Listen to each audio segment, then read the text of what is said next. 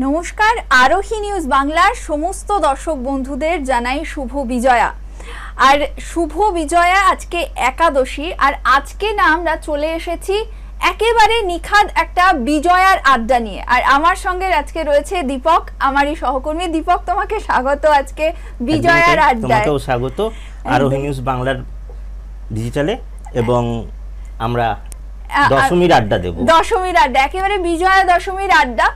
আপনারা যে সময়টাতে জানেন আমরা ডেস্ক ডিসকাশন করি, সেই ডেস্ক ডিসকাশনের বদলে আজকে আমরা নিখাদি একদম আড্ডা দিতে বসেছি। এবং আড্ডার আজকে আমাদের মূল বিষয় হতে চলেছে যে পুজো কেমন কাটলো। এইবারের পুজোয় কিন্তু দীপক বেশ কিছু নতুন জিনিস চোখে এসেছে।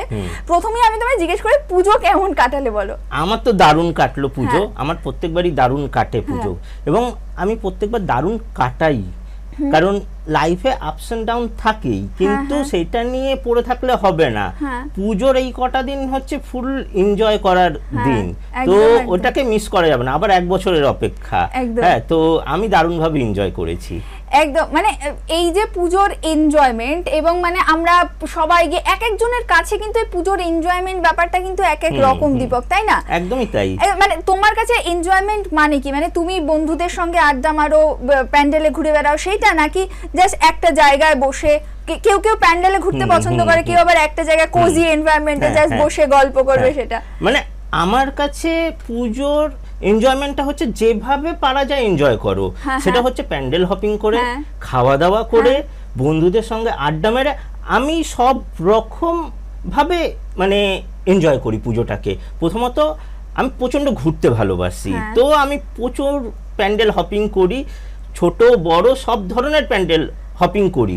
মানে অনেকেই করে যে আমি শুধু বড় বড় প্যান্ডেল দেখবো, ছোটখাটো প্যান্ডেলগুলো দেখবো না। আমার কাছে তা নয়। আমি ছোটখাটো প্যান্ডেলও যেরকম দেখি, বড় প্যান্ডেলও দেখি, তেমনি প্যান্ডেল হপিং করতে করতে মানে এটা সেটা আমাকে খেতেই হবে। এবং আমার বন্ধুরাও সেরকম, মানে বিরিয়ানি থেকে শুরু করে, ফুচকা থেকে শুরু করে, যে কোনো ধরনের চাট, অমলেট, মানে সমস্ত কিছু বাদ যায় না আমাদের। কিন্তু আমার মনে একটা প্রশ্ন জাগছে, এই যে তুমি বলছো তুমি প্যান্ডেলে ঘুরতে পছন্দ করো, তুমি গেলেটা কখন? তুমি গোটা কলকাতা চষে বেড়ালে, আমাদের অফিস চলছে, তুমি গেলেটা কখন? অ্যাকচুয়ালি আমি গেছি হচ্ছে রাতের দিকে। হ্যাঁ, প্রথমে তো অফিস করে, তারপরে একদম অফিস থেকে বেরিয়ে ব্যাগটা বাড়িতে রেখে বেরিয়ে গেছি। তারপর যতক্ষণ দেখা যায় ততক্ষণ ঠাকুর দেখেছি, সকালে গিয়ে কিছুক্ষণ ঘুমিয়েছি, আবার অফিসে এসে অফিস করেছি। মানে আমার এনার্জি লেভেলটা এই লেভেলের। হ্যাঁ, মানে তুমি নিশ্চয়ই দেখেছো যে আমার এনার্জি লেভেলটা কিন্তু একদম ডাউন হয়নি অফিসে। যে অফিসে আসলাম, সারা রাত ঘুরেছি, একটু ঘুমিয়ে নি বা আরাম করে নি, ওই জিনিসটা আমার মধ্যে নেই। হ্যাঁ, তো আমিও তোমাকে জিজ্ঞাসা করবো যে তুমি কিভাবে কাটালে পুজোটা, সেটা বলো। এবার আমি যদি বলি, দর্শকরা বোর হবে কিনা আমি জানি না, কোনো দর্শক হয়তো এটার সঙ্গে রিলেট করতে পারে। আমি একটা খুবই বোরিং মানুষ, মানে আমার জন্য পুজোয় আনন্দ করা হচ্ছে বাড়িতে যাওয়া, এবং বাড়িতে গিয়ে মা বাবার সঙ্গে সময় কাটানো, যে কাছের বন্ধু, কাছের মানুষদের সঙ্গে সময় কাটানো, এবং সেখানে তাদের সঙ্গে যতটা পারা যায়। কারণ আমরা যারা বাইরে থাকি, এই পুজোর একটা মানে এই সময়টা আসে যখন হচ্ছে বাড়িতে যাওয়া হয়, আর বাড়িতে একটুখানি দুদিন হলেও ছুটি পাওয়া যায়। তার ফলে মানে আমার মনে হচ্ছিল যে যতটা পারা যায় চেটে পুটে ওদের সঙ্গে আনন্দটা আমি এনজয় করি। তো সেইটা হচ্ছে কি আমার ছিল। তারপরে মা বাবা বা কাছের মানুষজনকে গিফট দেওয়া, সেই গিফট দিয়ে মানে তাদের যে আনন্দটা হয়, সেই আনন্দটা, এই জিনিসগুলো বন্ধু বান্ধবের সঙ্গে আমার জন্য না, মানে প্যান্ডেল হপিং বা মানে প্রচুর ঘুরে বেড়ানো, ওইটা করলে আমি আবার টায়ার্ড হয়ে যাই। তোমার মতো আচ্ছা, তুমি বলছো খাওয়া দাওয়াটা কি করলে? খাওয়া দাওয়া একদম মানে বাড়ির ঘরোয়া খাবার দাবার একেবারে, মানে মা তো প্রত্যেকবারই যেমন হয় বাড়ি গেলে, যেমন একটা মানে অনেকদিন বাদে বাড়ি গেলে কি হয়, আপনারা দর্শকরা মানে নিশ্চয় বিষয়টাকে রিলেট করবেন।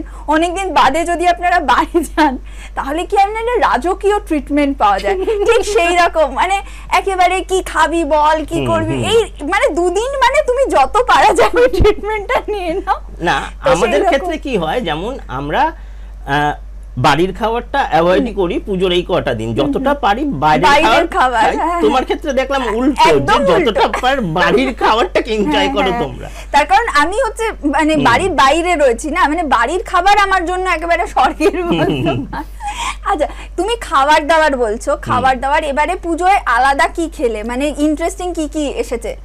দেখো পুজো এবার আলাদা এমন কিছু সেরকম কিছু না, পুজোয় আমরা যেরকম নর্মালি খাই, মানে একটা ছোট চাট থেকে ফিশ ফিঙ্গার, কাটলেট, ফুচকা, ঘুগনি, এগ রোল, চাউমিন, বিরিয়ানি, মানে কিছু আমার বাদ যায় না। হাতের সামনে যেটা দেখতে পেলাম এটা খেতে হবে, তো এটা খেতেই হবে।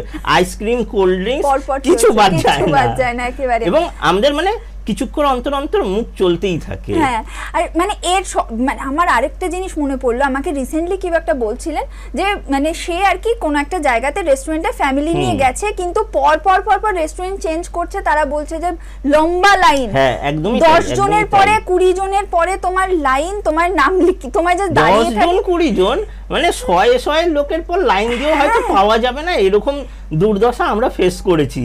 এর থেকে বাইরের স্ট্রিট ফুড খাওয়াটা আমি বেশি প্রেফার করি। হোটেলে ওই পুজোর সময় ঘন্টার পর ঘন্টা ওয়েট করে মানে লাইন দিয়ে তারপরে খাও, এটা আমি খুব একটা প্রেফার করি না। আমি যেটা প্রেফার করি যে গেলাম কোনো হোটেল দেখলাম যে ফাঁকা, সেটা মোটামুটি ভালো একটা হোটেল, গিয়ে খেয়ে নিই। হ্যাঁ, আর বেশিরভাগ নির্ভর করি পুজোতে স্ট্রিট ফুড। কলকাতার স্ট্রিট ফুডের মজাটাই আলাদা। হ্যাঁ, তো আমি স্ট্রিট ফুড খেতে ভালোবাসি। স্ট্রিট ফুড আরো মানে পাশে যদি বন্ধু বান্ধব থাকে বা যাদের সঙ্গে মজাটা শেয়ার করে নেওয়া যায়, সেরকম মানুষজন থাকে, তাহলে মজাটা বোধহয় আরো দ্বিগুণ হয়ে যায়। একদমই তাই, একদমই তাই। আমি আমার ফ্যামিলিকে নিয়েও ঘুরতে গেছিলাম। হ্যাঁ, আমার বোন, তারপরে আমার বোনের বর, এরা সবাই ঘুরতে গেছিল। আমার একটা ছোট ভাগ্নি আছে, সেও ঘুরতে খুব ভালোবাসে। ওরা সবাই এনজয় করেছে, প্লাস বন্ধুদের সঙ্গে ঘুরেছি, খুব এনজয় করেছি।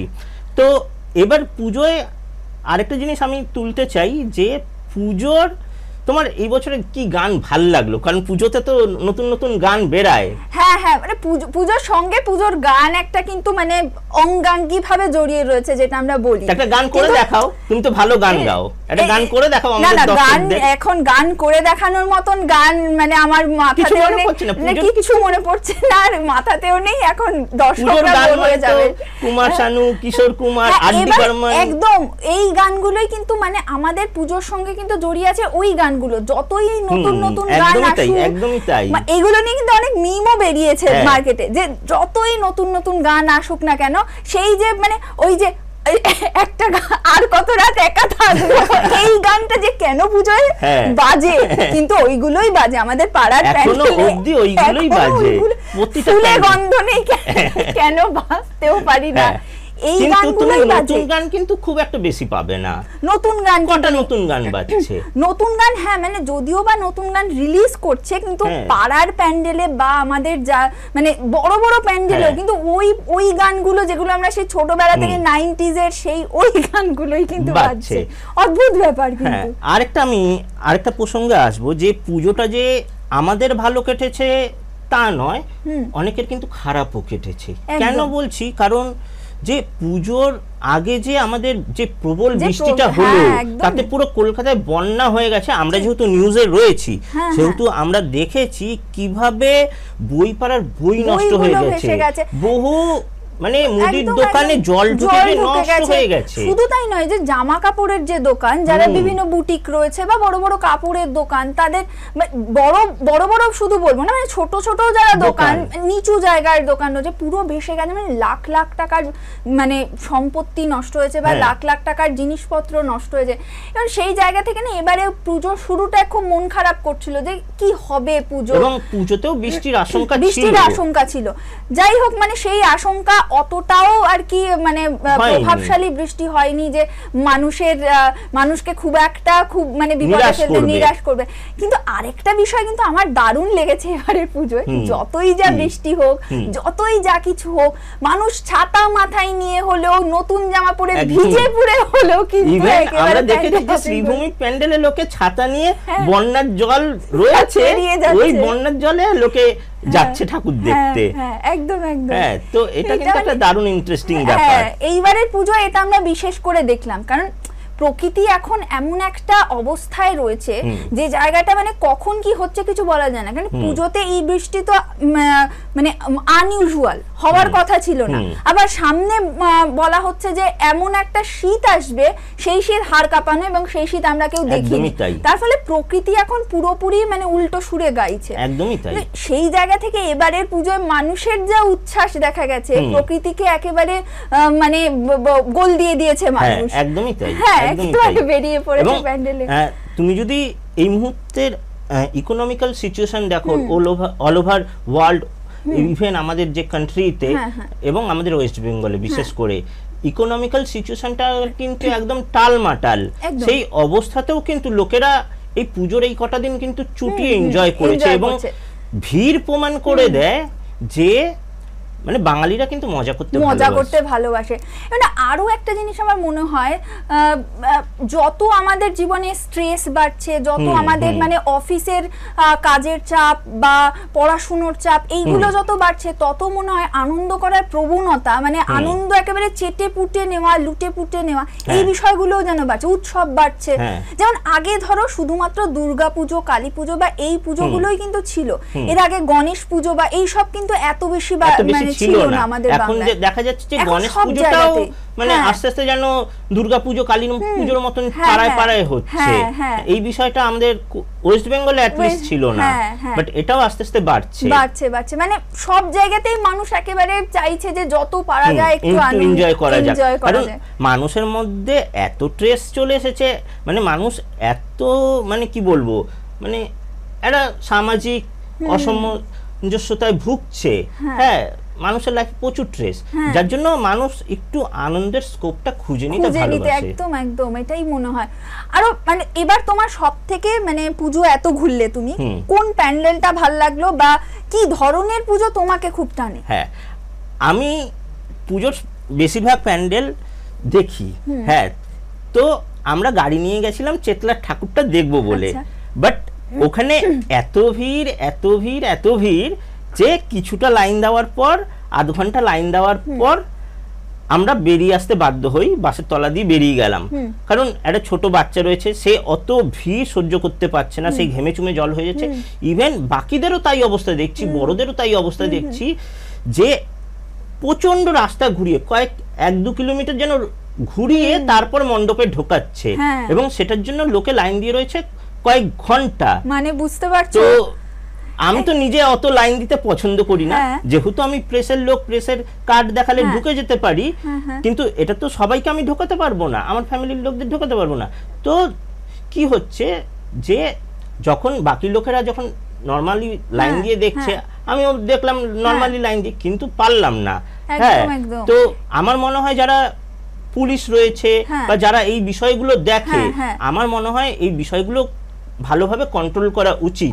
এবং কিছু দেখলাম যে পুজো প্যান্ডেল বন্ধও করে দিয়েছে, যেহেতু খুব ভিড় হচ্ছে বলে। আর মানে এই যে এই অভিযোগটা তুমি করলে, এই অভিযোগ বহু মানুষের, আর এই অভিযোগে কিন্তু বহু পুজো প্যান্ডেল বন্ধ করে দেওয়া হয়েছে। হ্যাঁ, করে দেওয়া হয়েছে, কিন্তু আমার মনে হয় না যে পুজো প্যান্ডেল বন্ধ করে দেওয়াটা উচিত বলে। কারণ আমরা দেখছি যে সন্তোষ মিত্র স্কোয়ারে ভিড় হচ্ছে, তারপরে তোমার যে বোসপুকুর রয়েছে সেখানে ভিড় রয়েছে, আরো অন্যান্য জায়গায় ভিড় রয়েছে, লেক টাউনের যে পুজোটা ওটাতেও ভিড় রয়েছে, কিন্তু আরো কিছু প্যান্ডেল রয়েছে, আমি নাম উল্লেখ করছি না, সেখানে দেখা যাচ্ছে যে ওই পুজোগুলো বন্ধ করে দেওয়া হলো। ওই পুজোগুলোতে তো তুলনামূলক কম ভিড় হয়, কিন্তু কেন বন্ধ করা হলো এর পেছনে তো আমি অ্যাটলিস্ট লজিক দেখতে পাই না। পুলিশরা বলছে যে এটা সেফটির জন্য করা হচ্ছে, বা এগুলো পুলিশকে আগে দেখা উচিত ছিল, বা যদি মনে হতো যে সেফটির কোনো ব্যাপার রয়েছে তারা সেরকম মেজারমেন্ট নিত, কিন্তু এগুলো আগের থেকে না নিয়ে পুজোর টাইমে একটা পুজো মণ্ডপ উদ্যোক্তারা খুব কষ্ট করে অনেক অর্থ খরচ করে তারা একটা পুজো মণ্ডপ বানায়, সেখানে হাজার একটা স্পন্সর আসে, তারা বিনিয়োগ করছে, স্পন্সরশিপ দেওয়া মানে বিনিয়োগ করা হচ্ছে, সেটা কিন্তু আম পাবলিকের কাছে যাচ্ছে। তো কোনো একটা পুজোকে বন্ধ করে দিলাম, তার মানে কি এই অর্থটা নষ্ট হলো। সেখানে আরো লোকেরা বসছে, ধরো কেউ ফুচকা নিয়ে বসছে, কেউ ঘুগনি নিয়ে বসছে, কেউ চাউমিন নিয়ে বসছে, তো ওখানে যদি লোক আসা বন্ধ হয়ে যায় তাহলে কি হবে, ওখানকার ইকোনমিক পরিস্থিতিগুলো ডামাডল হবে, একদম, মানে যেই লোকগুলো রোজগার করতে পারতো তাদের রোজগারটা বন্ধ হয়ে গেল। একদম। আর এই জায়গা থেকে এই যে ভিড় বা লোকে ঢুকতে পারছে না, সেই জায়গা থেকে কিন্তু আরো একটা ইন্টারেস্টিং ঘটনা ঘটেছে দীপক এবারের পুজোতে। তুমি যদি মানে মনে করে থাকতে পারো, এবারের পুজোতে কিন্তু ভিআইপি পাস রীতিমতো টাকা দিয়ে বিক্রি হয়েছে, এবং এই ব্যাপারটা কিন্তু মনে হচ্ছে এবারের পুজোতে 3টে মোটামুটি পুজো মণ্ডপে আমাদের কাছে খবর এসেছে যে এই 3টে পুজো মণ্ডপে হয়েছে যেখানে ভিআইপি পাস রীতিমতো, যেটা সবাই তো পায় না ভিআইপি পাস, সেটা বিক্রি হয়েছে যাতে করে সহজে মানুষ ঠাকুর দেখতে পারে। মানুষের ঠাকুর দেখার এতটাই উন্মাদনা, এবং সেটা একটা দিক। আর আরেকটা দিক যে এই ব্যাপারটা, এই বিষয়টা কিন্তু তাহলে মনে হচ্ছে যে নেক্সট পুজোতে এটা কিন্তু একটা আলাদা ব্যবসার আকার ধারণ করতে পারে, তাই না? দেখো, আমি মনে করি যে পুজোর পেছনে যদি একটা ব্যবসায়িক দিক থাকে, আমি সেটাকে ভুল মনে করি না। কারণ ধরো একটা ফুচকাওয়ালা বসছে, সে তার বিক্রির জন্য বসছে, কারণ সে ব্যবসা করছে। আবার সে যদি ওখানে না বসতো তাহলে আমরা গিয়ে খেতে পারতাম না। সেও যেমন ব্যবসা করছে, তেমনি একটা যে পুঁজিপতি, যে যাকে আমরা সকল পুঁজিপতি বলি, যারা এই ধরনের পাস বিক্রি করে করছে, তারাও কিন্তু ব্যবসা করছে, আবার তারাই কিন্তু স্পন্সরশিপ করছে। তো একটা ব্যবসার দিক থাকা মানে আমি কিন্তু সেটাকে ভুল মনে করি না। ব্যবসার দিক যেভাবে খুশি হতেই পারে। ধরা যাক আজকে যদি কিছু লোক মনে করে যে আমি এই পাসটা কিনে যদি আমি ওই জায়গাটার ঠাকুর দেখতে পারি, তাহলে কি হবে যে আমি ওখানে একটা টাকা ইনভেস্ট করলাম, এবার এই টাকাটা যে গেল কোন একটা ক্লাবের কাছে, হ্যাঁ, সেই ক্লাব কি করবে, সেই ক্লাব আরো আদার্স যেভাবে হয় অন্যান্য লোকের মধ্যে, তারা দেখো যে বস্ত্র বিতরণ করে, বিভিন্ন কালচারাল অ্যাক্টিভিটি করে, হ্যাঁ, তাহলে তাদের একটা আয়ের উৎস হয়। তবে দেখা যাচ্ছে যে এটা শুধু বড় বড় প্যান্ডেলের মধ্যেই সীমাবদ্ধ। হ্যাঁ, মানে যে সমস্ত প্যান্ডেলে তোমার অনেক বেশি লাইন করবে, সেই সমস্ত প্যান্ডেলেই আর কি, কারণ তাদের পয়সাও আছে। তো সেখানে কিন্তু এইভাবে পয়সা দিয়ে টিকিট কেটে ঠাকুর দেখাটা আমি যুক্তিযুক্ত মনে করি না। মানে ব্যবসায়িক দিক থাকাটা ভালো, কিন্তু যাদের অলরেডি পয়সা আছে, যাদের হিউজ কোটি কোটি টাকা বাজেট, তাদের এইটা সামান্য টাকাটা আমি মনে করি না তাদের এফেক্ট পড়বে বলে তাদের পুজোয়। হ্যাঁ, মানে আরো একটা জিনিস মনে হয় যে যদি এই বিষয়টা মানে ভিড়ের জন্য যদি কেউ পাস কিনছে, তার থেকে বেটার অপশন হচ্ছে ভিড় নিয়ন্ত্রণ করা, বা আগে থেকে ব্যবস্থা নিয়ে ভিড়টাকে কিভাবে সামলানো যায় সেই দিকটা দেখা। সেটা না করে ভিআইপি পাস দিয়ে মানুষকে মানে বাইপাস করার চেষ্টা, ইস্যুটাকে বাইপাস করার চেষ্টা, এবং যেখানে কিনা ঠাকুরের কাছে যদি সবাই সমান হয়, তাহলে কেউ বেশি টাকা দিয়ে আলাদা করে ভিআইপি পাস পেয়ে চলে যাবে টাকা আছে বলে, এই বিষয়টাও যেন খুব একটু মানে দৃষ্টিকটুও লাগে। ইভেন আমি এটাও দেখেছি যে কিছু কিছু বড় প্যান্ডেল রয়েছে যেখানে তুমি প্রেস কার্ড দেখিয়েও কিন্তু হ্যাঁ ঢুকতে পারবে না। একদম, হ্যাঁ, এরকম কিছু কিছু প্যান্ডেল রয়েছে। আমি আমার অনেক বন্ধু বান্ধবদের দেখেছি, হ্যাঁ, যেহেতু আমি মিডিয়া ইন্ডাস্ট্রিতে অনেকদিনই রয়েছি, তো দেখা যাচ্ছে যে কিছু অনেক বড় বড় প্যান্ডেল রয়েছে, তারা কিন্তু ঢুকতে দেয় না। একদমই। আমরা একেবারে আমাদের আড্ডার আর আলোচনার প্রেস এবং মিডিয়ায় কিন্তু এই পুজোদের হাইলাইট করে তোলে। হ্যাঁ, তো আমরা একদমই একেবারে শেষ পর্যায়ে চলে এসেছি। ওভারঅল তাহলে দীপক আমাদের পুজো কিন্তু ভালোই কাটলো, যদিও মানে প্রকৃতির একটা চোখ রাঙানি ছিল, সেটা সত্ত্বেও 4টে দিন একেবারে হু করে পেরিয়ে গেল, এবং শেষ দিন দশমীর দিনেও কিন্তু একটা যথেষ্ট প্রকৃতির দুর্যোগের একটা আবহাওয়া ঘন ঘটা চলছিল, কিন্তু সেই সমস্ত কিছুকে একেবারে 10 গোল দিয়ে মানুষ বেরিয়ে পড়েছে রাস্তায়। দারুণ মজা করেছি আমরা পুজোতে, এবং এইবারের পুজোয় কিন্তু বেশ কয়েকটা জিনিস খুব সামনে এসেছে, চোখে লেগেছে, এবং যে বিষয়গুলো কিন্তু পরের বারের পুজোয় যেমনটা বলছিলাম ব্যবসা, এবং যেমনটা বলছিলাম প্রকৃতির বিষয়টা, পাশাপাশি কিন্তু লাইভ এবারে পুজোয় থিম পুজোর পাশাপাশি লাইভ দুর্গা হয়েছে, এই সমস্ত বিষয়ও কিন্তু আমাদের খুবই চোখ টেনেছে। তো এই নিয়ে ছিল আজকে আমাদের আড্ডা। কাল দেখা হবে আবারও ডিসকাশনে ঠিক 3টের সময়।